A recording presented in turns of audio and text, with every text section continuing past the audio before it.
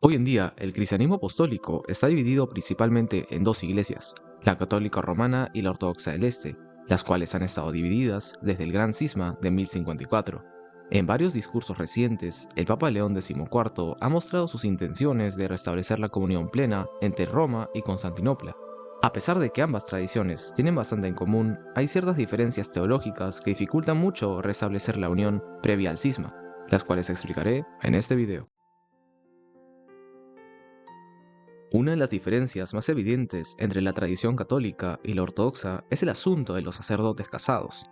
Sin embargo, esto es menos problemático de lo que parece. Por un lado, ambas tradiciones han prohibido el matrimonio de obispos, ya sean metropolitas o patriarcas. La diferencia real es en el sacerdocio, pero incluso esta no es tan grande como parece. En las iglesias ortodoxas, un hombre casado puede ser ordenado como sacerdote, pero un hombre que ya ha sido ordenado como sacerdote no puede casarse. La confusión viene con la tradición católica.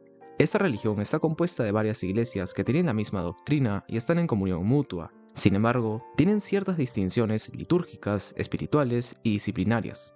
La disciplina de la Iglesia Latina establece que los hombres casados no pueden ser sacerdotes, con unas pocas excepciones. Sin embargo, hay otras iglesias católicas cuya disciplina es más parecida a la ortodoxa, como la iglesia Siro-Malankara, la iglesia Melquita y otras más, donde hombres casados pueden ser ordenados como sacerdotes. Por último, la Iglesia Latina hipotéticamente podría cambiar su disciplina para permitirle a hombres casados ser curas. Esto es posible dado que la disciplina no es dogmática. Mientras que un dogma es una verdad divina infalible, la disciplina carece de este origen divino, por lo que puede ser cambiada a través del tiempo.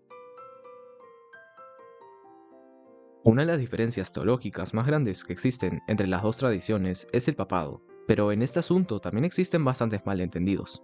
Para entender mejor este punto hay que aclarar ciertos detalles. En la visión católica, el Papa es el líder supremo de la Iglesia, el vicario de Cristo. El obispo de Roma tiene autoridad sobre todos los obispos, puede intervenir en asuntos eclesiales y puede convocar concilios. La confusión surge con la infalibilidad papal, un dogma definido en el Concilio Vaticano I, que establece que bajo ciertas condiciones el Papa puede hablar de manera infalible. Eso es llamado un pronunciamiento ex cátedra. En cuanto a las condiciones para llevarlo a cabo, el Papa tiene que estar hablando como pastor supremo de la Iglesia. Además, esas pronunciaciones solo pueden tratar de asuntos de fe y moralidad.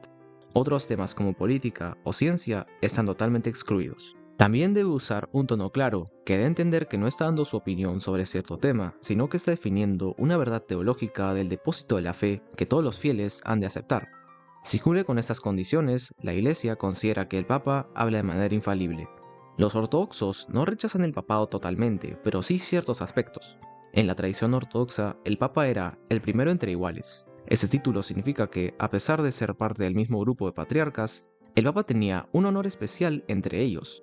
Antes del cisma, hubo situaciones donde las iglesias de Oriente solicitaban la ayuda del Papa para resolver conflictos teológicos, como en el siglo IV durante la controversia nestoriana. San Atanasio de Alejandría, uno de los teólogos más venerados que mejor defendió la fe frente a las herejías, solicitó la ayuda del Papa Julio I durante la crisis arriana, donde los seguidores de Arrio habían tomado control de la Iglesia de Oriente.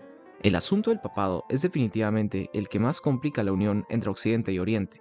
Para la tradición católica es un punto central de la fe. Por otro lado, los ortodoxos no aceptarían la autoridad del Papa, al menos no los aspectos de infalibilidad y jurisdicción universal. Filioque es una cláusula añadida al credo de Nicea en el año 589 durante el Concilio de Toledo. Aunque la filioque no era un concepto ajeno, pues ya estaba presente en oraciones y en la liturgia, también tenía el propósito de combatir el arrianismo en Hispania. Resumidamente, esta herejía negaba la divinidad de Cristo y la Trinidad. Por otro lado, filioque significa y del Hijo en latín, refiriéndose a que el Espíritu Santo procede del Padre y del Hijo. Por más de un siglo, la filioque solo era recitada en Hispania. El Concilio de Toledo no fue un concilio ecuménico, pues solo participaron obispos hispanos. Sin embargo, esto es entendible teniendo en cuenta que en esa época el arrianismo solo era un problema en Iberia. El problema se agudizó entre los siglos 8 y 9, sobre todo con Carlomagno, cuando los francos presionaron al Papa León III con la intención de usar la filioque en toda la Iglesia. Aunque el Papa afirmó la validez teológica de la cláusula, se rehusó a añadirla al credo sin un concilio ecuménico. En cuanto al motivo de la presión, los francos querían presentarse como los protectores del cristianismo verdadero, Carlomagno, el rey franco de esa época, veía con desdén al Imperio bizantino. Según él, Bizancio no era el sucesor legítimo de Roma. Argumentaba que, como había abandonado la ciudad de Roma, el Imperio bizantino no podía ser llamado romano. En el año 800, Carlomagno fue coronado emperador romano por el Papa León III. Sin embargo, en Bizancio, Irene de Atenas era emperatriz romana, lo que generó controversia, pues mostraba que los francos se consideraban los verdaderos sucesores de Roma. Parte del entusiasmo franco por la filioque se debió a esta noción de que eran los verdaderos herederos del legado romano y protectores de la teología verdadera. Como sabían que la Iglesia de Oriente no reaccionaría bien a la filioque, decidieron usarla como herramienta política. Teológicamente, la filioque, a pesar de ser solo una cláusula, es posiblemente una de las diferencias más grandes entre el catolicismo romano y la ortodoxia bizantina. Sin embargo, ha habido ciertos clérigos, tanto católicos como ortodoxos, que piensan que la disputa surge de una mala interpretación semántica, no porque la filioque y la visión ortodoxa de la Trinidad sean incompatibles. El purgatorio podría considerarse una de las diferencias teológicas más grandes entre el catolicismo y la ortodoxia. El purgatorio es escrito en el Catecismo de la Iglesia Católica como la purificación final del alma antes de entrar al reino de los cielos. A pesar de que muchas personas creen que el purgatorio es un lugar, realmente es un proceso.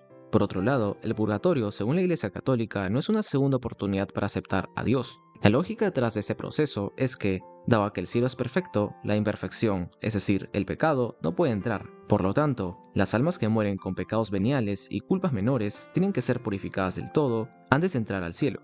Como el purgatorio fue definido primero en el Concilio de León y luego expandido en Florencia, siglos después del Gran Cisma, los ortodoxos lo rechazan como una innovación teológica. A pesar de rechazar la definición latina, los ortodoxos sí creen en un tipo de purificación post-mortem del alma, como la que mencionan los padres de la Iglesia en sus escritos. Uno de los pocos pronunciamientos ex cátedra de la historia de la Iglesia Católica fue para dogmatizar la Inmaculada Concepción. La Mariología católica y ortodoxa son muy parecidas, la única diferencia es sobre su concepción. Según la Iglesia Católica, la Virgen María fue preservada del pecado original por la gracia de Dios. La lógica detrás del dogma es que, como Cristo es Dios perfecto, es apropiado que su madre no esté manchada de pecado. Por otro lado, los padres de la Iglesia y la Iglesia primitiva ofrecen las bases teológicas para esta creencia. Los ortodoxos tienen una noción distinta del pecado original. Creen que éste ha manchado el mundo, pero no creen que sea una culpa heredada personalmente. Por lo tanto, para ellos, María no puede haber sido preservada del pecado original, porque ella y ningún ser humano puede heredarlo. Sin embargo, los ortodoxos creen que la Virgen María nunca pecó a lo largo de su vida y que sus padres, Ana y Joaquín, fueron purificados especialmente por Dios. En realidad, la reunificación de la tradición católica y ortodoxa es algo muy complicado, sobre todo en el aspecto doctrinal. La gran mayoría de cristianos ortodoxos solo permitirían la unión con Roma bajo sus términos. Es genuinamente imposible que hagan concesiones sin contradecir su teología, mientras que la Iglesia Católica ha intentado ser ecuménica con la ortodoxa y ha mostrado que estaría dispuesta a hacer ciertas concesiones, no puede garantizar la unión. Actualmente, ambas tradiciones tienen problemas más grandes que la reunificación. La Iglesia Católica está lidiando con los modernistas y una crisis de vocaciones. Por otro lado, la tradición ortodoxa tiene que lidiar con el cisma Moscú-Constantinopla. Si te gustó el video, agradecería que le des like y te suscribas. Hasta luego.